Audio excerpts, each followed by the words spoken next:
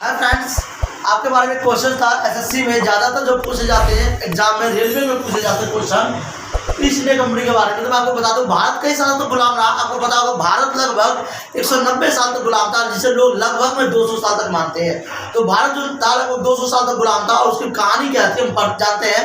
जैसे जैसे अंग्रेजों ने हम पे हुकूमत किया, शासन किया, कुछ अलग अलग कहानी बनती चली गई।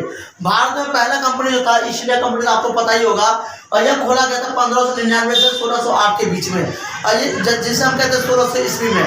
तो 1599 में भारत की नींव डाली गई विलियम हॉकिंस द्वारा। हॉकिंस एक ऐसा नागरिक था जो ब्रिटेन का नागरिक भारत आया था यात्रा करने के लिए। इंग्लैंड और ब्रिटेन, याद रखिएगा, भारत में दो ही देशों ने शासन किया है, पहला इंग्लैंड, दूसरा ब्रिटेन। तो ब्रिटेन की महारानी, इंग्लैंड की महारानी एलिजाबेथ जो थी, भारत में नींव डाली।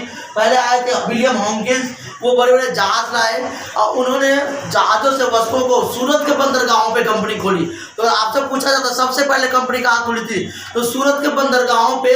और कुछ बड़े बड़े राइटरों का मानना है कि सबसे पहले बंगाल में। तो हम कह सकते हैं सबसे पहले सूरत में, क्योंकि 1599 में सूरत के बड़े बड़े बंदरगाहों पे डाला गया।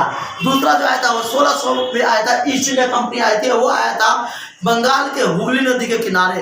तो आप जान सकते हैं ईस्ट इंडिया कंपनी एक ऐसी शासन कंपनी थी जो लोगों पर जबरन शासन करती थी, अपना शोषण करती थी, जमीनों को टैक्स देती थी, और जो व्यापार करते थे उन व्यापारों से ही अपने देश को वो जो थे अर्थव्यवस्था को चलाते थे। तो ईस्ट इंडिया कंपनी ने सबसे ज़्यादा भारत पे शासन किया और मानवताओं के विचारों पे शोषण किया। जैसे कि जानते हैं ईस्ट इंडिया कंपनी की स्थापना सबसे पहले महारानी एलिजाबेथ ने की थी। और यह वीडियो आपको कैसा लगा? जय हिंद, वंदे मातरम। आप हमें बताएं।